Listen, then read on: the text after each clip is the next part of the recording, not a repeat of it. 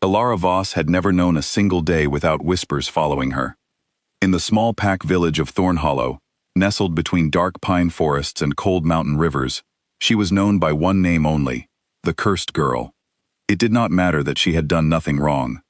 It did not matter that she smiled at children, helped old women carry water, and never once raised her voice in anger. All that mattered to the people of Thornhollow was the mark on her collarbone, a pale silver crescent moon that had been there since the day she was born. The elders said it was a curse. They said that the year Ilara was born, the crops failed, 3 hunters vanished into the woods and never returned, and a sickness swept through the village that took 12 lives before it faded. They needed someone to blame, and a newborn baby with a strange glowing mark was easy to point to. Her own parents had died when she was young, and no one ever spoke kindly of them either. She had been raised at the edge of the village, in a small wooden house that leaned slightly to one side, cared for by an aunt who resented every mouth she had to feed. Only one person in the world treated Ilara like she was not a curse at all. Her younger brother, Ren, had grown up beside her, sharing the same small house, the same hard winters, and the same unkind looks from the rest of the pack. Ren was 3 years younger, quiet and thoughtful, and he had never once believed the stories.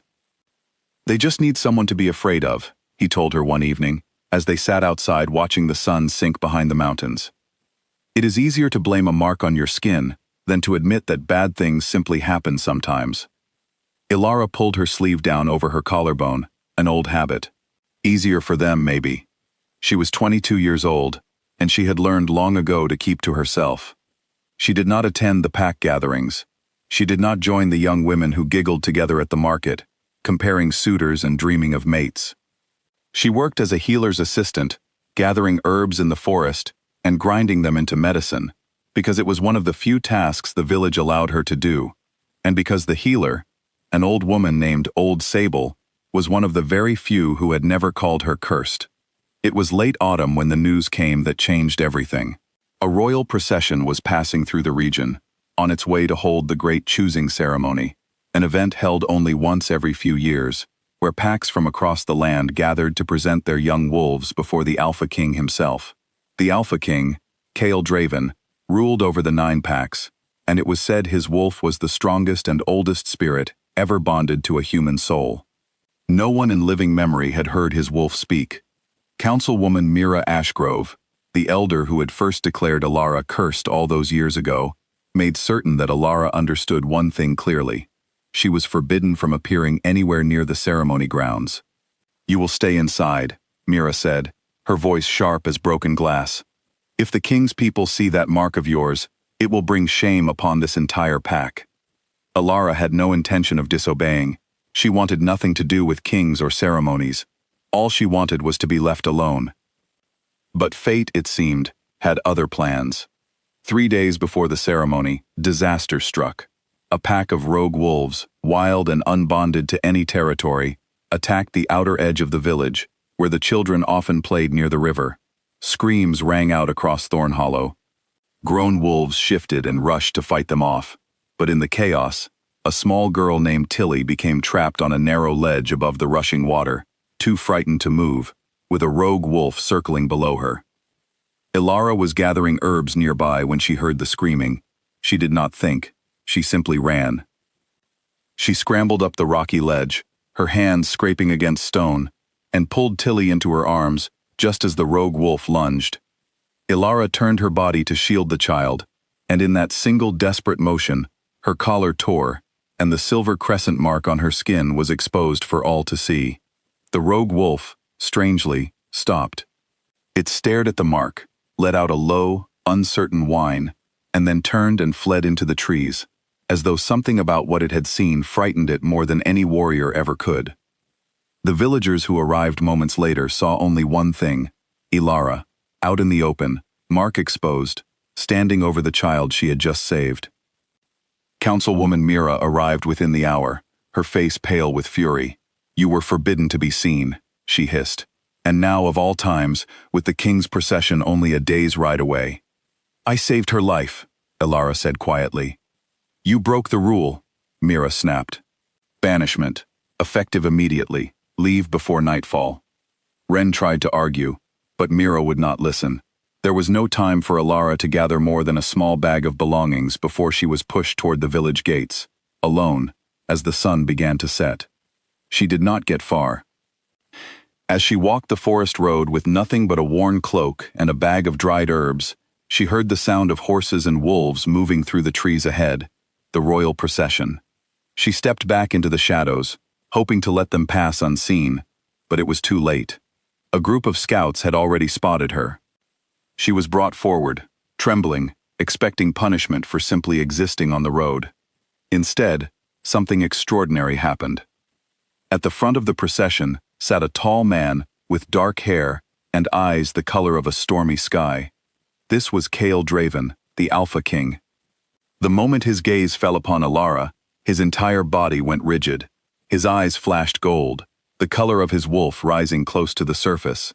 And then, without warning, he dismounted his horse and dropped to one knee in the middle of the road. Gasps rippled through the procession. No one had ever seen the king kneel to anyone. "The lunar sigil," Chiel said, his voice rough, as though someone else were speaking through him. "She bears the lunar sigil." Alara took a frightened step backward. "I do not understand." Kael rose slowly, his eyes still touched with gold. "My wolf has never spoken a word to me in all my life. Not once.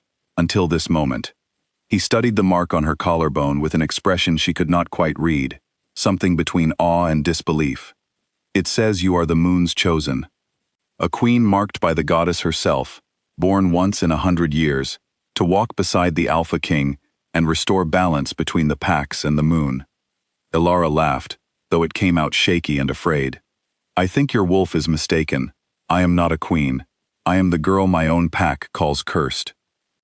"Cursed," Kael repeated, and something dark passed behind his eyes. "Tell me who told you that."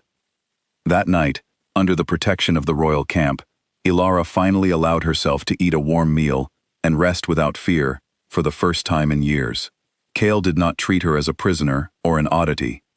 He asked her gentle questions about her life, her family, the mark, and the years of unkindness she had endured. As she spoke, his jaw tightened more and more, though his voice remained calm and steady.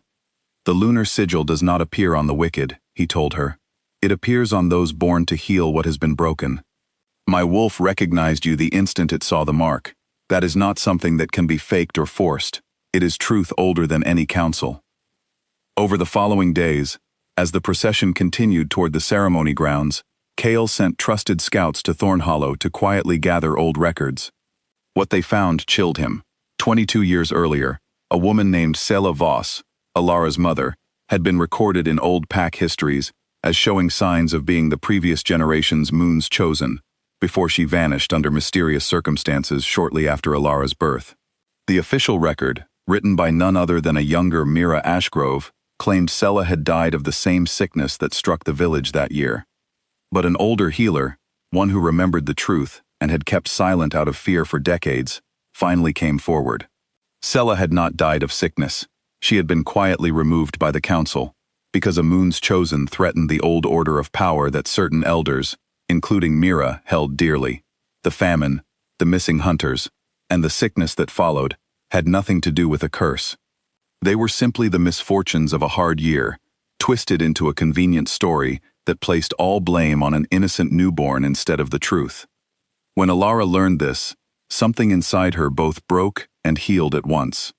She had spent her whole life believing she was the source of tragedy, when in truth, she was the daughter of a woman silenced for being exactly what Alara herself was now revealed to be. Word of what had happened traveled fast, faster than Mira could control. By the time the royal procession reached the ceremony grounds, packs from across the land had already heard rumors that the Alpha King's own wolf had named a moon's chosen. Thornhollow's delegation, led by a furious and desperate Mira, arrived to find the ceremony already buzzing with the news. Mira pushed her way to the front of the gathered crowd. "This is a trick," she declared loudly. "The girl is cursed. She has brought nothing but misfortune since the day she was born. I will not stand by while she deceives our king." Kael's expression turned cold as winter stone. "I have already learned the truth of Sela Voss," he said. his voice carrying easily across the silent crowd. "I know what was done to her, and by whom." Mira's face lost all color, but she pressed forward, desperate. "Lies. Old stories twisted by grief. The girl is dangerous." It was then that the moon, full and bright that night, seemed almost to answer on its own. As the crowd watched, the crescent mark on Ilara's collarbone began to glow, a soft silver light rising from her skin, like moonlight given form. Wolves throughout the crowd, unbonded ones included, dropped low in instinctive reverence, whining softly, unable to resist the pull of what they were witnessing. Mira stumbled backward, as murmurs of shock and wonder swept through the assembled packs. There was no denying what stood before them. No trick could summon that light. No lie could command the quiet, awed silence of hundreds of wolves bowing their heads at once. Faced with undeniable truth in front of every pack leader in the land, Mira's authority crumbled within moments. The council elders who had once supported her exile of Ilara now distanced themselves quickly, unwilling to be tied to a scandal of this size. Mira was stripped of her position on the spot, her decades of quiet cruelty finally brought into the light, where they could no longer hide. Ilara stood in the center of it all, trembling, overwhelmed, and for the first time in her life, not alone. Ren pushed through the crowd to reach her side, tears in his eyes, and she held onto him tightly, the two of them finally free of the shadow that had followed them for so long. Kale stepped forward and took her hand gently in front of everyone. "You were never cursed," he said, loud enough for all to hear. "You were always the one we were waiting for." In the weeks that followed, Ilara was formally welcomed not as an outcast, but as the moon's chosen queen, mate to the Alpha King himself. The people of Thornhollow, ashamed of the years of cruelty they had shown her, sent messengers asking for forgiveness, though Ilara chose to answer with quiet grace rather than anger. She did not seek revenge. She only asked that no child ever again be blamed for troubles they had no part in causing.